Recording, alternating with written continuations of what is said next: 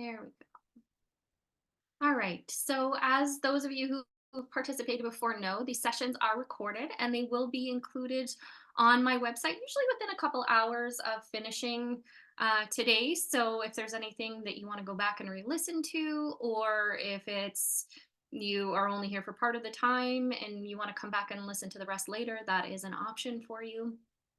And so just know that that's available. And basically, today, how it generally works, and I'm just going over this because there's a lot of new people here that may not have participated before. So just so you know the ropes. Basically, the way that this works is we're going to do about 45 minutes of question and answer. And so you can type questions into the chat. If you choose to do so, you can ask questions that way. You can also raise your hand. So in the reactions icon at the bottom of your screen, you'll see that there's an option to raise your hand. You can do it that way as well. Just know that if you do raise your hand and you do speak with me, you will be on the recording. I am spotlighted, so it won't show a picture of you, but your voice will be there. So as long as that's okay, that's great.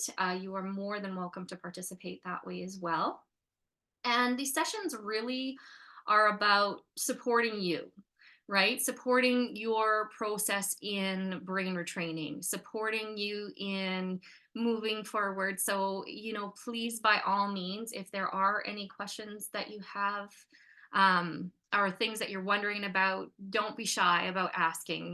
There's no such thing as a stupid question or a bad question or I should know this already. None of that applies, right? Like this is really about making the most of your retraining and supporting you in the best way that I can over the next 45 minutes for the Q&A.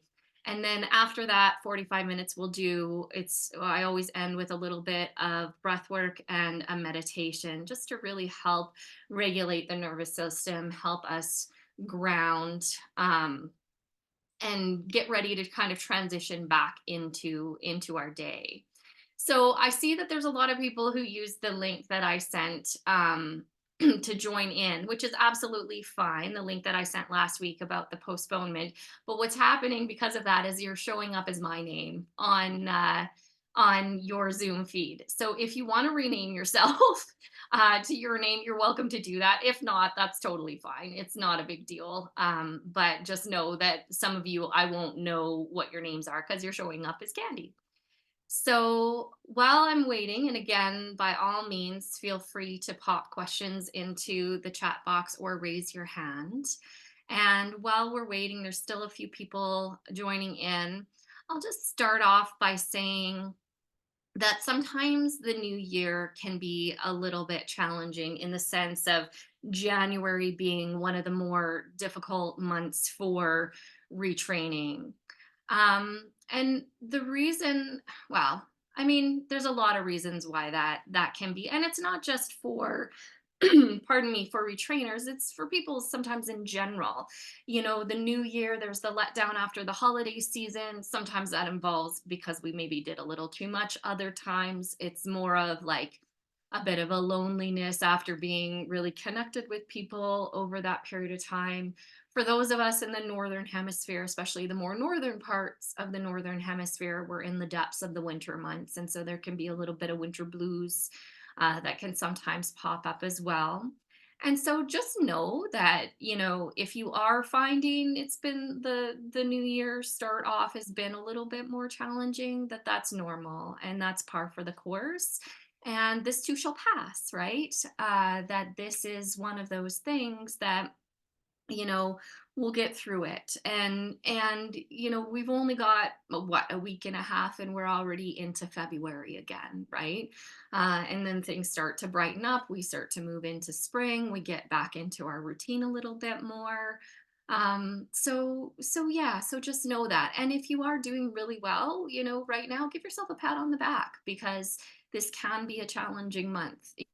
for a lot of people. So that's great too. And just keeping that in mind. We want to approach retraining from that place of self-compassion, right? Really self-love, self-compassion, supporting ourselves through this process, and sometimes keeping that bigger picture in mind of, okay, it's normal this time of year to have a little bit more maybe ups and downs. If we can keep that in the back of our mind, we tend to be less hard on ourselves and not go to that place of what am I doing wrong or what's wrong with me. So enough said about that.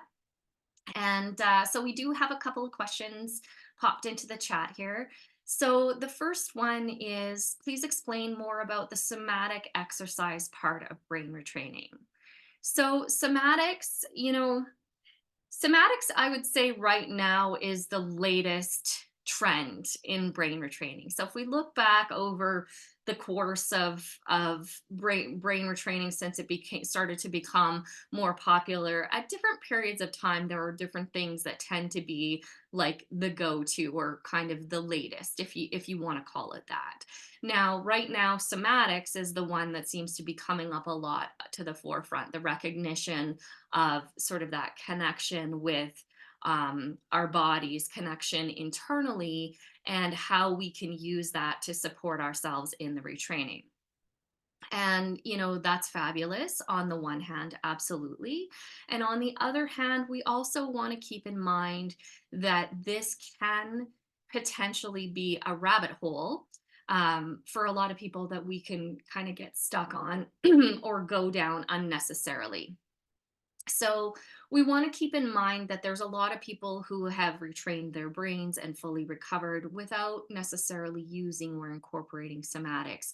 It's not a make or break.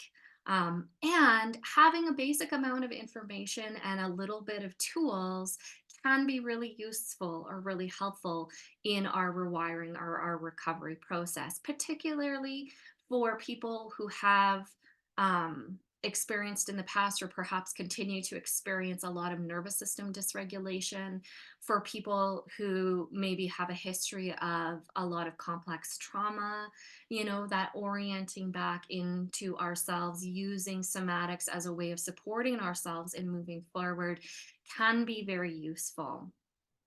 And I would say the thing to keep in mind, so let's say maybe we fit into that category and we want to explore that a little bit. What we want to keep in mind is we don't have to dive really deep into knowledge and information and lots of tools. What we need is just a basic understanding and a few sort of basic grounding, orienting, perhaps resourcing tools that are supporting you in creating a little bit more of that connection and relationship with the body.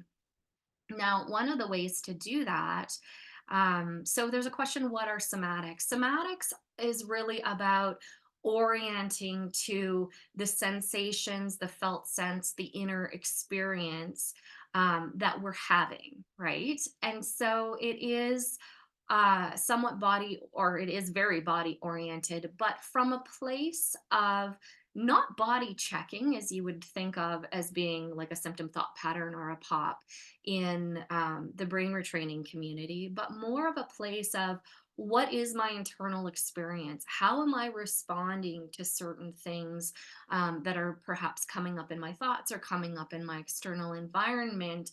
And is that internal state conducive to well-being, or are there things being held or stored in my physiology on that cellular level that are perhaps getting in the way? One of the ways in which somatics is being applied right now is in conjunction with polyvagal theory about the nervous system, where the nervous system is at in space, how it's responding to things, and using a little bit more of the body orientation to help A, determine and discover where our nervous system is at, and B, how to kind of help move it or bring it into a more regulated, or what's often termed a ventral vagal state in the polyvagal kind of theory community. And so again, you can see just even in that little bit of a description that this could be like this whole rabbit hole, right? This whole path that we go down, that isn't necessary, and sometimes going too far into it isn't conducive, to our well-being and our recovery. So we want to really keep in mind that a sometimes less is more. So again, if you are going to incorporate this, some basic grounding orienting exercises, and so a really great resource for that would be Irene Lyon, Lyon. She is a therapist out of Vancouver, British Columbia, Canada. She's got lots of free stuff on YouTube that you can look at if that's the route that you decide to go. Deb Dana, Dana. She wrote a book called Anchored, which is really about taking polyvagal theory and putting it into practice. And she's very somatically oriented as well. But again, for a third time now, I do caution going too far down that rabbit hole, right? We want to kind of keep that basic premise of, for the purpose of rewiring our limbic system, we want to have that, cultivate that curious observer, have that awareness of our internal landscape, not just our thoughts and our emotions, but also our physiology and sensations. And we want to do things in gentle, loving, compassionate ways to help move us forward into more of a state of regulation. That's kind of in a nutshell, what we want to be focusing on. All right, now another big question. I love it. Can you speak to the role of spirituality in the brain rewiring journey? That's a really good one.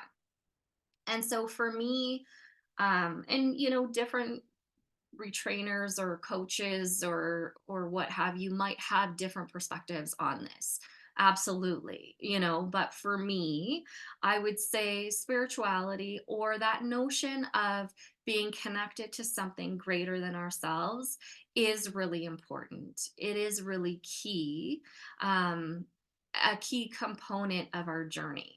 So when we look at well-being, like an overall sense of well-being, an overall sense of resilience, we're talking physical, mental, emotional, energetic, and spiritual, I would say, right? And what that looks like is different for different people, you know? And so some people see this whole process as a spiritual journey, right? Like this process of going into illness or dis-ease and coming out the other side, that this is part of their life path, this is part of their journey, that they're going through, that there's silver linings, that there's learning that happens, that they come out more wise, if you will, on the other side of the journey, with more awareness and insights that they wouldn't have had they not gone through this process. And so, that's certainly one element of the spirituality. The other element that I think is really important for people is that notion of being connected in some way to something greater than ourselves. So that might be, a particular religious figure or an angel. It might be nature.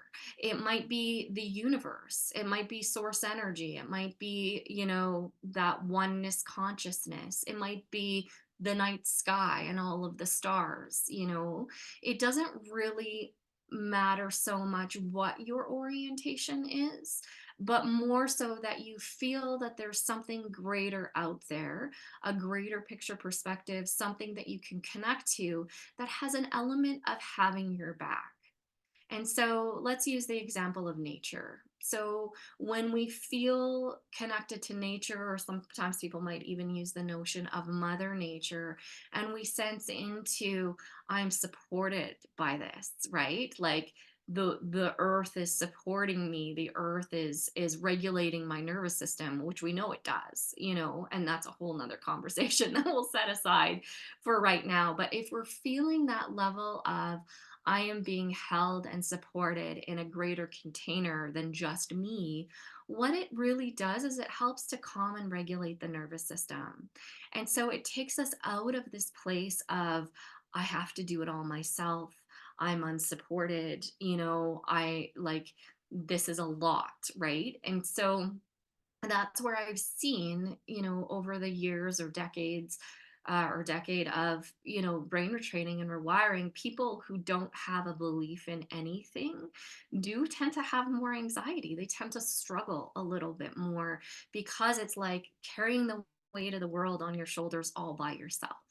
And so that connection to something greater, that resourcing, and sometimes it's a surrendering and letting go, to something greater than ourselves, that belief or that intention that that is here for us, that is supporting us, we're not doing this all alone, can really help to regulate the system and put us in a place where our inner healing mechanisms can be activated, and we can really start to move forward. Can you please provide examples of how to speak up for our needs and set healthy boundaries? Can be as simple as reminding our partner to take out the trash. Yeah, no, fair enough. And this can be an ongoing challenge for a lot of people, right? That notion of how do we set those boundaries consistently? How do we advocate for our needs, especially in the case, which is a lot of times the case with brain retrainers or rewirers, that, there's this sort of predisposition or previous tendency to negate our own needs, or to not necessarily always have healthy boundaries and putting other people, kind of first, or sacrificing ourselves to meet the needs of other people. And sometimes when we're in that process of retraining or rewiring and we're learning, and this is definitely all part of the rewiring journey, is learning to advocate for our own needs, learning to put ourselves first, learning to set those healthy boundaries. When we start doing that, if that hasn't been sort of what we've been doing or our nature, you know, leading up to this, what happens is the system around us, usually the family system, but sometimes that can include friends or coworkers or other people as well, they react to those boundaries. They react to that advocation of our needs because they're not used to us meeting them in that way or being that way in the world. And so sometimes there can be a dynamic of other people trying to get us back into behaving and acting as though we did previously.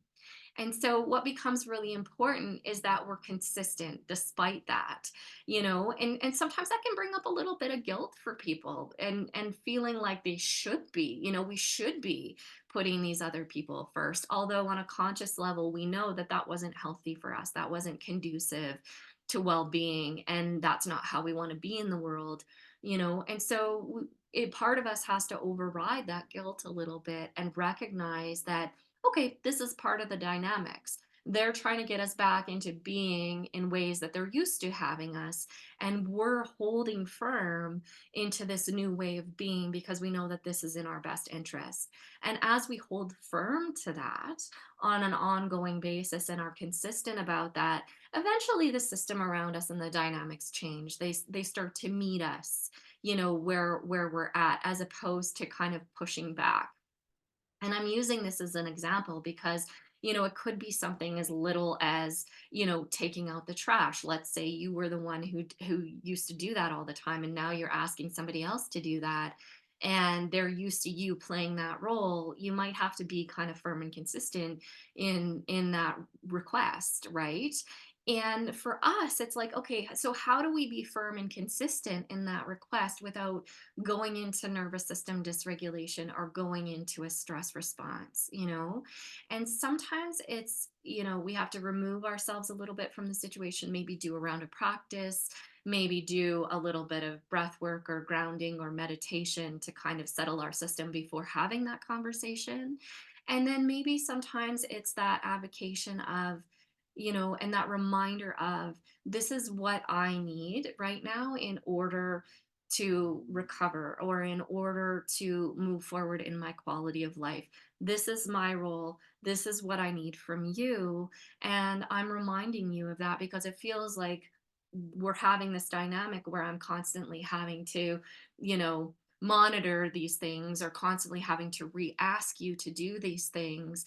And this is a problematic for me, and this is why. And when we approach it from that space of being centered as opposed to being really dysregulated or getting really angry, knowing that broader picture of, okay, this is just this resistance to us being in a new dynamic now, that if we can understand that and we can stay firm but in a loving way, that they are more likely to kind of come on board, sooner rather than later. And sometimes a lot of like self-compassion practices, right? So advocating a little bit for that within yourself.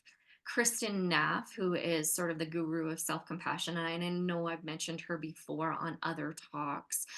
She on her website, which is self, and then I think it's a dash compassion.org, she has a section of free guided meditations and also free exercises and practices that we can do to help increase our self compassion. So, what often happens is as we start to really step into that loving, kind place with ourselves, the outside world will start to meet us there a little bit more.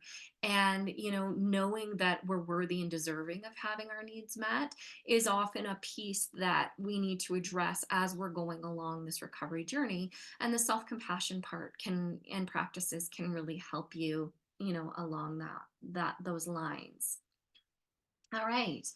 So, can you explain how to approach rewiring weather related triggers like cold, heat, humidity, etc.? Also, what to do if new triggers are appearing? Yeah, for sure. And so, certainly one thing to keep in mind when we're talking weather related phenomenon, is that it's all temporary. Right? So sometimes when we're having a response that we're not thrilled about, we can kind of get caught up in whether it's in a conscious awareness or more of an unconscious pattern of, oh, here we go again, right? Forgetting that this too shall pass. And this is, whether it's the heat or whether it's the extreme cold or whatever, this isn't going to last forever. And so it's a matter of how do I get through this to the best of my ability, knowing that down the road, as I'm further along in my rewiring journey, that I'm not going to be as affected, by these things. And so, what often happens in these situations, and this can certainly apply to other situations too, is we have these external um, conditions, if you will. So we have these external conditions that trigger within us maybe a response that we don't love or something that we're trying to overcome. So there's that aspect of it. And then the next aspect or the next layer on top of that, if you want to call it that, is so we have this response and then we have our reaction to the fact that we're having this response, right? And so that's all the thoughts about it. That's maybe the emotional states of frustration, or I just want to be over this, and I'm just throwing these out as an example. So they may apply to you or yours might be different, and that's all good, but this is just kind of a general example of what happens. So we have this level of frustration and resistance to what is, and maybe some thoughts around whether this is going to change or that sort of thing, right? So maladaptive thought processes or automatic negative thoughts around that. And so when we're looking at, okay, so how do we address that? We want to make sure that we're kind of addressing both parts. So there's the physical response or physiological response to the external conditions, which we can certainly do rounds of practice around, right? Actively redirect, regulate, and calm our nervous system, elevate our mood when we're exposed, to these sorts of things, really signaling to our system and sending the message that all is well. So there's like that part of it, right? The physiological interactions. And then there's the part of catching and redirecting and watching for what are the underlying belief systems and coming to a place of acceptance, of, okay, yeah, this is my experience. And so when we resist our experience, it actually makes us harder, it makes it harder for us to change that experience. And so by coming to a place of acceptance, acceptance isn't resignation. It's not resigning ourselves to this is the way it is and we're never going to do anything about it and it's never going to change. It's not that. It's okay, this is where I am, right? The present moment's already here. There's no point in fighting against what is, because this is just what is, right? And so if we can come to that sort of meeting place with it, that sort of level of acceptance, what that does is it frees up all of the energy we were using to resist what is, and we can use that energy then to help us move forward. So hopefully that makes sense. And it is good, sometimes, especially if this is a recurring thing or a long-standing thing, to look at a little bit into or reflecting on, what are some of the thoughts, what are some of the belief systems that I have around weather phenomenon, for example, and start to look at, is that conducive and to my well-being, and can I start to challenge those belief systems a little bit? Is that actually true? And what else could I, how else could I look at this? What other perspective could I adopt that would be more conducive to helping me move through this particular time and place? All right. So there is a question here about retraining for a year, a little bit of suicidal ideation, fairly typical. There are times consistently where I cannot change my state. A lot of it is somatic, very intense and debilitating. Talking about somatic attachment theory, brain feeling a bit stale. But basically, the concern about the intense states that she finds herself in, and finding that it's difficult to navigate. And yeah, it is a little bit of a heavy topic, but I would say that it's a really appropriate one for this call because it is January, right? And January, again, as I talked about right at the beginning of this call, is a month where we can sometimes find a little bit lower lows. And certainly that sort of suicidal ideation, or for a lot of people, that idea of not necessarily wanting to end things, but just wanting the situation to be different, not wanting to live like this anymore, that's not an uncommon place, right? That can sometimes come up. And so, what I would say around that, the first thing, again, comes back to the self compassion practices, right? And so, if you're not already doing a self compassion break, and I'll explain what that is in a minute, I would suggest that you consider incorporating that into your daily practice and daily routine. And then looking at, and I will come back to what that is in just a second, but while I'm thinking about it, I also want to say, looking at this as being a time of reaching toward what resources for you, right? So what fills you up? What does feed your soul or has in the past? What does give back to you or give you energy? What does resonate with you? And even just little small things in the moment.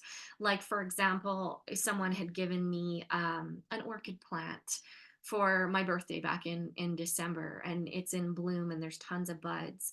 And so every day I consciously take some time to just sit and look at the beauty of this plant. It's just such a vibrant purple color, and some of the flowers have, like, they're almost like little white lines in them, and watching the new buds kind of open up, all of that is so simple, right? So basic, and yet so powerfully potent, in the sense of just taking a moment to appreciate that little aspect of nature that's sitting in my living room. And so we want to start to look at, what are those little things? And can we start to let a little bit of those little things in, while at the same time having that level of self compassion that this is a difficult time and that we are struggling? And so, nature for me is a big one. It might be different things, for other people, but nature oftentimes can provide us, whether it's a tree out the window or a bird singing or a little bit of plants here or there, it can be an easily accessible one. Or people that we love, even if we're not feeling the strong love right now, we know that we love and we're connected to them. We can bring up what we love and appreciate about them. That's another one that's often a little bit more easily accessible. All right, so the self compassion break. So, this is one of Kristen Neff's exercises that is really useful, and it only takes a moment or two to do. And it basically has four parts to it. So, the first part is, a little bit of kind of self love or self support. So, oftentimes it would be like a hand to your upper chest or your heart center, or you could do like a little self hug if that's more comfortable for you. But it's like basically, you're giving yourself that physiological support, and it's amazing. Just even putting your hand, and you can try this with me at the moment if you want to, even just putting your hand on your heart in this moment and just feeling your hand there supporting you, just that action itself will start to release oxytocin, which is one of our sort of bonding love um, elevated neurochemicals that we have in our brain. Even touching your cheeks can do the same thing. That can sometimes be like a nice little one that we can do that can start to release a little bit of that oxytocin, that, feel good neurochemicals. I'm getting off track, but you get the idea. So a little bit of that physiological, connection and support. So you're placing your hand on your heart or some version thereof. That's step one, right? That's the first part. And then we acknowledge that we're struggling right now. So you might use the words of this is a difficult time, or I'm struggling right now. So we actually say that to ourselves. We acknowledge the struggle. And then the next part of it is the acknowledgement that struggles are a part of life, right? And so those three parts together would look like placing my hand on my heart. This is a struggle right now. Struggles are a part of life. And the reason that we acknowledge that, first of all, it's showing up for yourself. Acknowledging that you're struggling right now is showing up for yourself in a way that you might show up for a loved one or a friend who is having a really hard time. It puts you in your brain into that place of love or self compassion that almost it also has a component of observer to it, right? So rather than being enmeshed in the struggle, you're recognizing that you are struggling, and that is a different place from which we can interact with the situation. So there's the struggle. And then the next part, struggles are a part of life, is the recognition that all human beings struggle in one way, shape, or form from another, right? That this is part of our human experience. There are ups and downs to life in general. And it's important for us to acknowledge that, because oftentimes we feel separated, we feel withdrawn when we're struggling. We have this perception that everyone else has it together and everyone else is doing well, and it's just us, and somehow then we are less than others, and that causes us to withdraw a little bit. And so by that recognition of, struggles are a part of life, everybody struggles, we're reconnecting ourselves with the greater human experience, right? With other human beings, it's not just us, so there's that recognition. So again, hand to the heart, this is a struggle right now, struggles are part of life. And then the last piece to it is a statement of, may I give myself the compassion and kindness that I need in this moment. And you can say in this moment or not, but that's the idea of, what do I need in this moment, and may I give that to myself.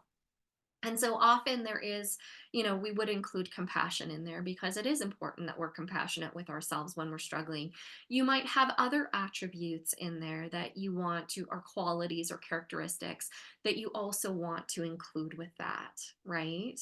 So that, may I be kind to myself, may I give myself the compassion, the time and space, whatever it is that comes to you. I'm not thinking of any others like right off the top of my head in this moment, but whatever it is that comes to you, that's like, this quality would be really useful for me right now. Can I show up in that way for myself? And that's the self-compassion break. So it's those four steps of, when you're noticing things are really hard, you just take that moment and you say that to yourself. And at first, like all things basically brain retraining, the first time you say it, you might not be feeling it as much, right? You might not be getting into that feeling of compassion for yourself, or you might. And if you do, absolutely wonderful. That's great. But don't hold that expectation that it's going to be like the feeling of that is going to be like instantaneous. Sometimes it's one of these things that we have to repeat and just hold that intention of I'm being kind to myself. I'm showing up for myself in this way. I'm having compassion, and over time, as we continue to use it and repeat it, then sometimes all of a sudden we can really feel that. We can really, sense, wow, yeah, I actually do in this moment have compassion. I do recognize that this is a struggle. And I can start to treat myself in the way that I would a loving friend that I would show up for. Oftentimes we're so much harder on ourselves and hold ourselves to way higher expectations than we would, the people in our lives or loved ones that we've had in the past. We hold them to different standards, levels of standards than we do ourselves. And so the other piece to that, and I'll just end with this and move on to other questions. But the other piece with that, sometimes it's helpful to also think about, okay, if this was my dear friend or loved one, or somebody that I valued, or however you want to imagine that, if this was a dear person in front of me telling me that this is their experience, right? Telling me that they're struggling with these feelings or whatever, how would I respond to them? So we're basically taking our experience and imagining it's a dear friend or a loved one who's having our experience. How would we respond to them? What would we say? What would we share? What would be those insights? And by putting it out there as opposed to in here, sometimes it allows us to see things a little bit differently, to show up a little bit more clearly. And again, there's often that standard difference, right? So we might have a lot of loving compassion and kindness and sensitivity to that if it was someone else's experience. And then as we recognize that, it's like, okay, so can we now apply that to ourselves? And that can be another practice, right? So it's like putting it out there. What would I say? How would I respond? And then can I bring that back to myself? Can I actually even say those words out loud to myself? Can I say, Candy, it's totally understandable that you're having a difficult time right now, et cetera, right? And starting to practice that can be really helpful. All right. So there was a question earlier about examples of setting needs and boundaries, and then also talking about, the other piece to that, fear of a response, from a negative response from that person. And that absolutely can come up as well, right? We can have these experiences of, not knowing how someone's going to react, or based on past experiences, they do tend to react in a way that, we prefer not to deal with. And so, part again of our rewiring process overall, if we look at what, recovery or thriving, that transformation process is, part of it, is the boundary setting of learning not to take on the energy or the feelings or the experiences of other people.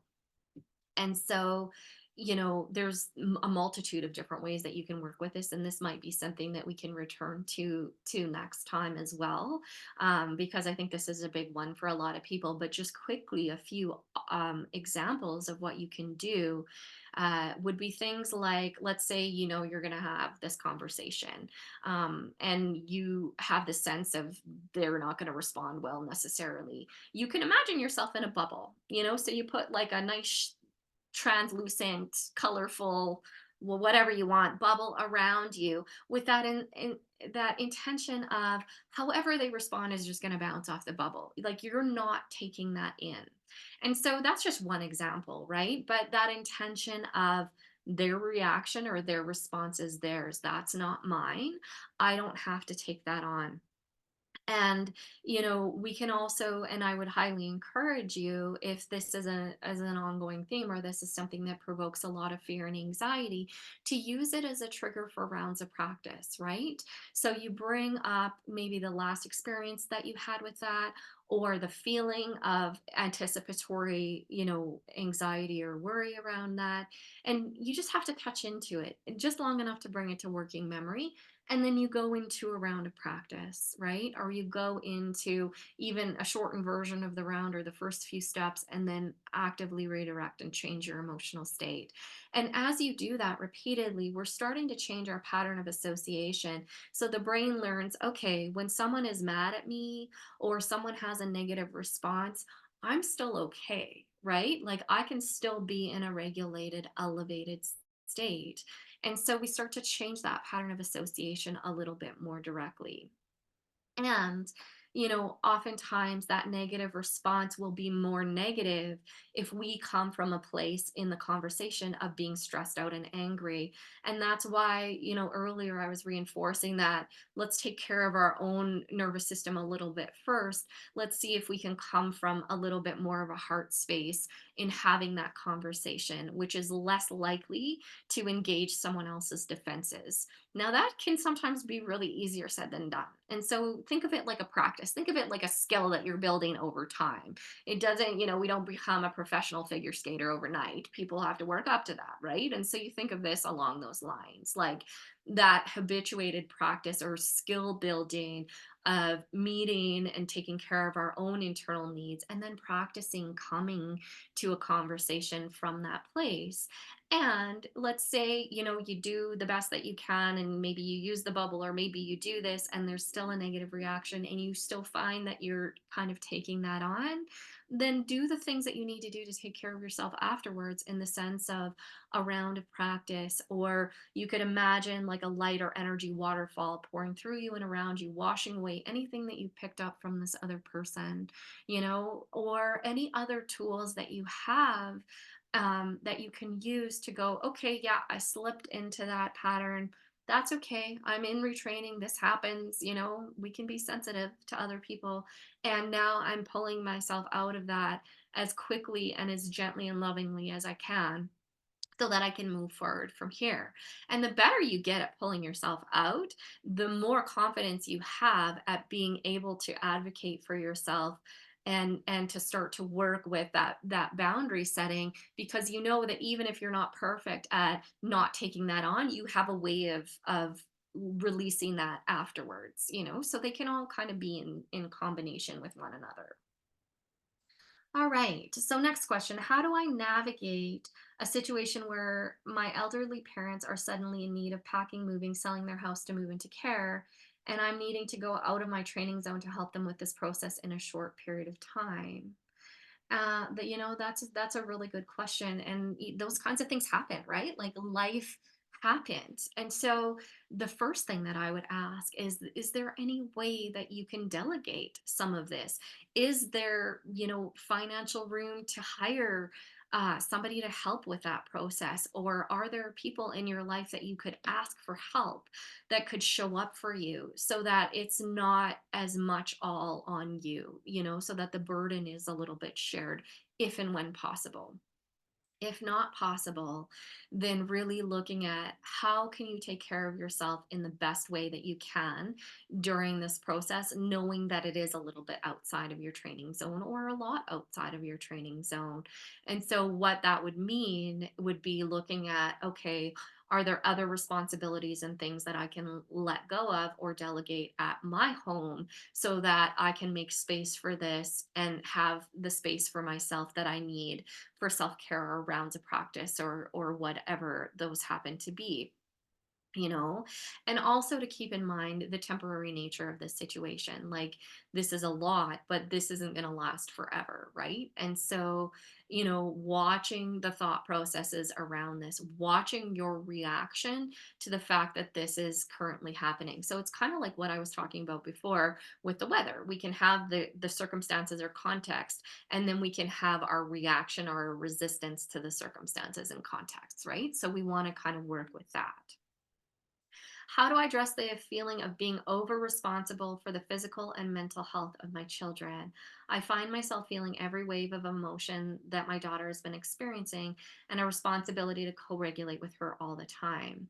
And so, for this, I would say some of the tools that I was talking about earlier about not taking on, the negative response of another person, you could definitely apply some of this to this current circumstance and situation. I would also encourage some kind of affirmation or proclamation around, you know, the notion, and you can use your own wording around this, but the notion that this is not my responsibility, or they are responsible for themselves, especially, if we're talking about older children or adult children, you know, I am not responsible for their, emotional state, or whatever it is that you want to say. And again, using the wording or the languaging that works for you, around this, but that reminder of they have their path, they have their journey. You are the support, but you are not the one responsible for it. And again, this is one of those things, easier said than done sometimes, right? Like, and it's a practice to learn to do that.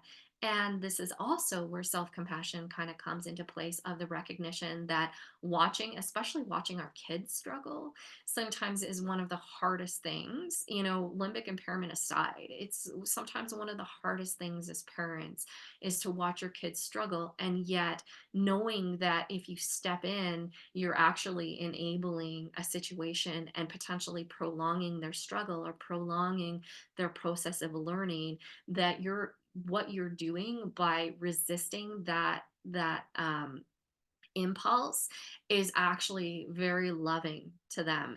That's what's actually taking care of them, and helping them move forward and grow. And so it's kind of like a perception shift in how we interact with them. And certainly, if you believe in a higher power or whatever that might look like for you, asking for support for them, seeing them being held and loved and supported by nature or angels or God or whoever, sometimes that can be really helpful as well. So we're just at the end of our time for today. There is still one more question I see here that I will try to respond to in the next blog that I write. And if I don't get to it, then we'll definitely get to it our next session, which will be February the 10th.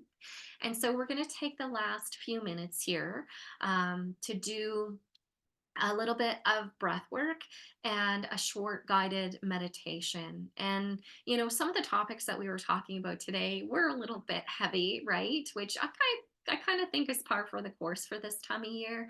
And so this is a beautiful opportunity to help ourselves transition back out. And so I encourage you to stay, and participate for this last little bit. And so we'll start with a little bit of alternate nostril breathing. If you already know how to do it, by all means, go ahead and get started. If you're new to this, I will guide you through it. And so, how this works, our left hand, thumb, and index finger go together, and then our three fingers are stretched outwards, and you just set it upwards, palm facing up in your lap, just gently setting it there. Right hand, pointer finger and middle finger go on the bridge of our nose, and we're going to it's called alternate nostril breathing because we're going to alternate the nostrils that we're breathing through. And so we're going to use our thumb to kind of indent or close the right nostril when the time comes, and our ring finger to close the left nostril when the time comes. And so we're going to start, before we even close any nostrils, just take a deep breath in and out through both nostrils. And then you're going to plug your right nostril with your thumb, breathing in your left nostril. Plug your left nostril with your ring finger, breathe out your right nostril. Breathe in your right nostril. Plug the right and breathe out the left. Breathe in the left. Plug the left and breathe out the right. Breathe in the right. Switch and breathe out. Breathe in. Switch and breathe out.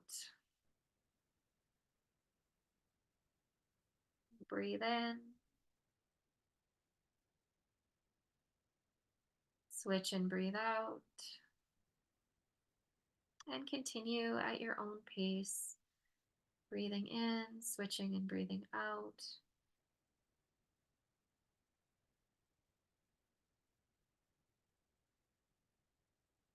And seeing as you're going along if you can lengthen your inhale and exhale just a little bit more.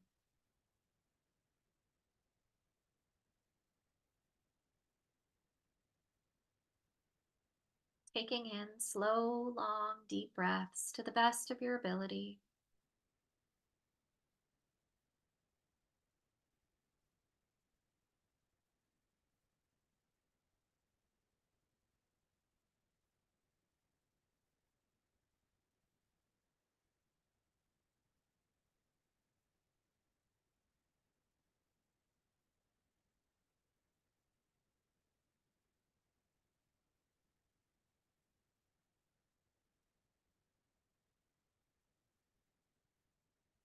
Good.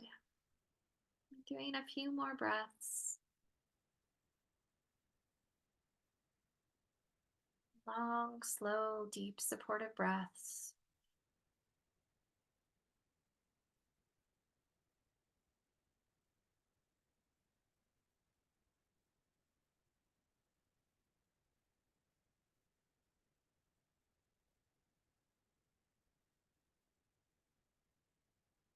And then the next time that you breathe out your left nostril, you can relax your hands into your lap, keeping your eyes closed.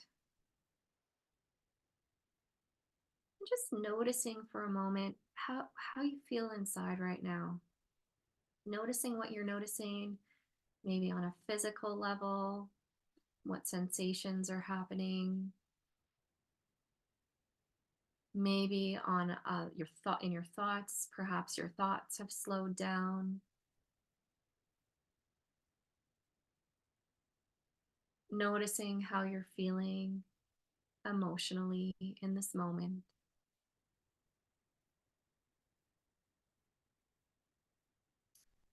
And now we're going to take this feeling and we're going to move right into a meditation. And so, ensuring that you're sitting easily and comfortably, eyes are closed.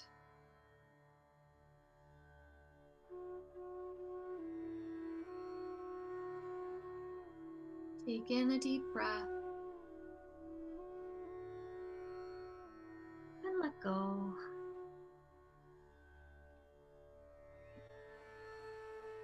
Taking in another deep breath and letting go.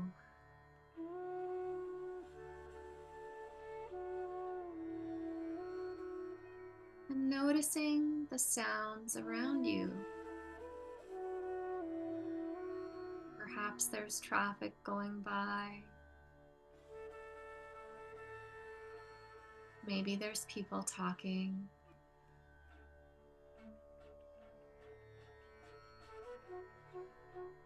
Maybe there's a furnace running or a fan.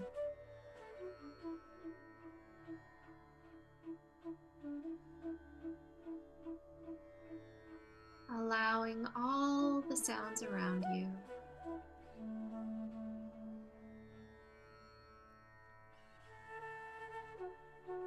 Allowing all the noises.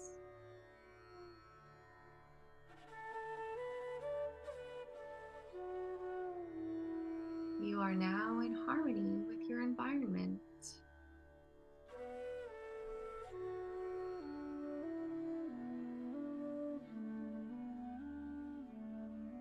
Take a deep breath in and let go.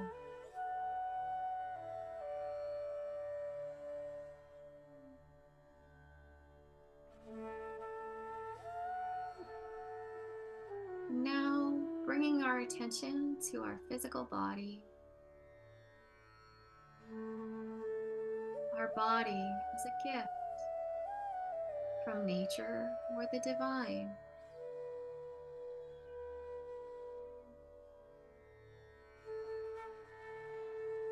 Let's take a moment now to honor our body,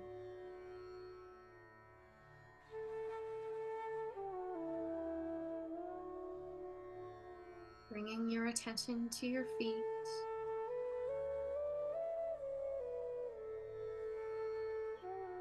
allowing your feet to relax,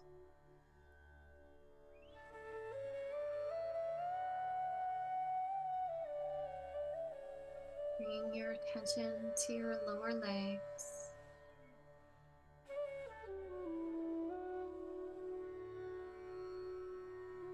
your knees,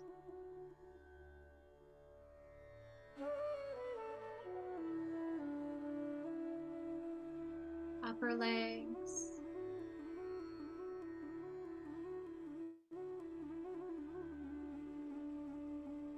hips and pelvis,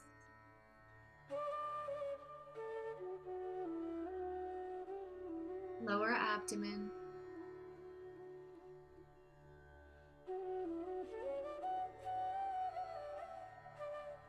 stomach,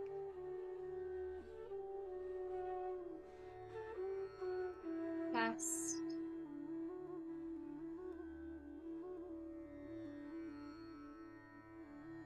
back,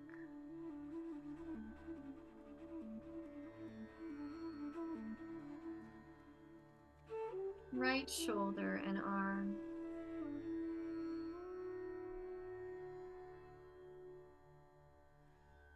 left shoulder and arm,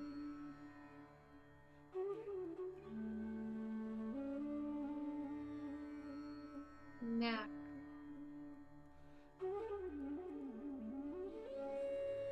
face,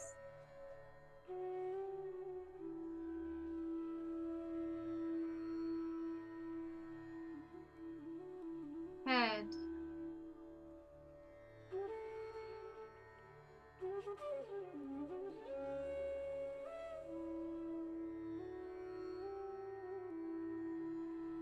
the whole body.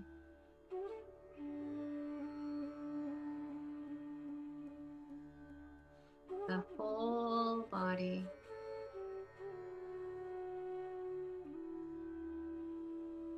Take a deep breath in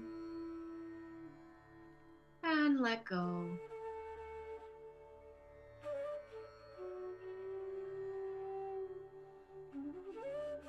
And now bringing our attention to our thoughts, whether good thoughts or not so good thoughts, let them be.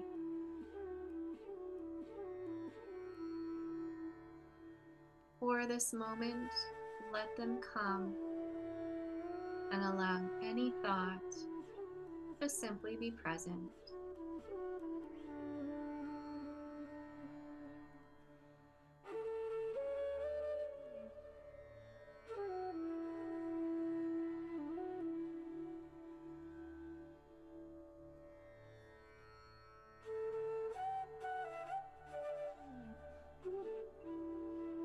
You are now in harmony with your thoughts.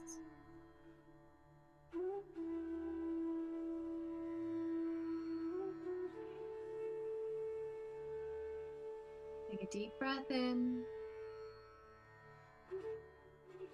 and let go.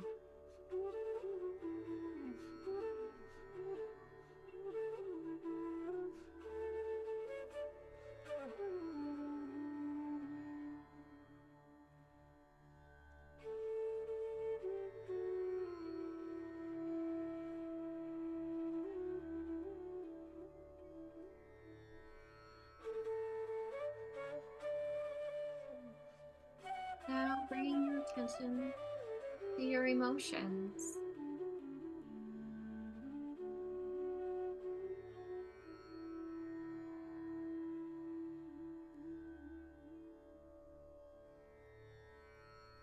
You, by your nature and essence, are peace and joy. You are peace and joy.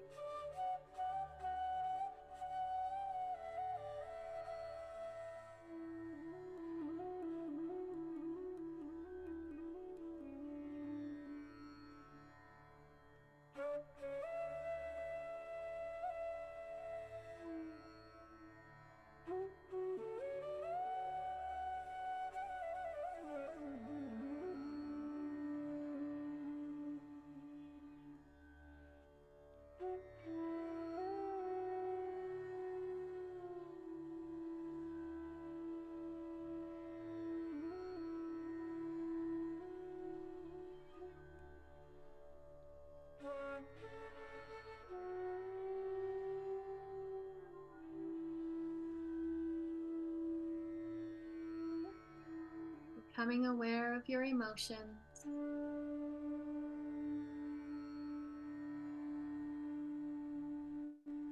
becoming aware of your thoughts,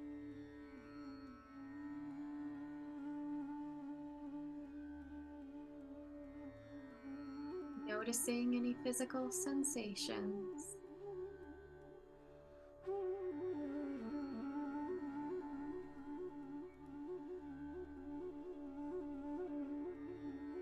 Noticing the sounds around you.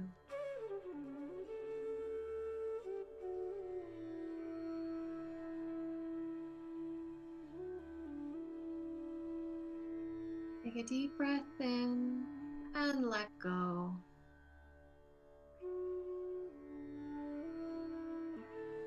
One more deep breath in and let go.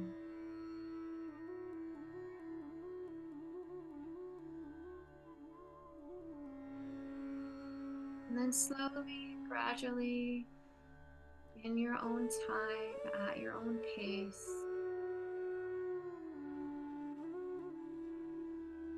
starting to come back into the here and now. You might want to move or stretch, wiggling your fingers and your toes.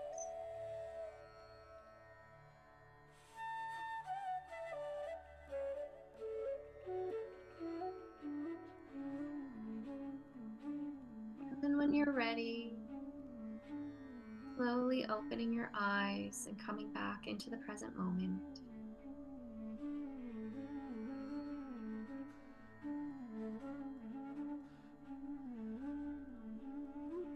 And then just taking a moment to notice what you notice inside, how you're feeling in this moment, and maybe how that's different or the same than you were when you joined this call.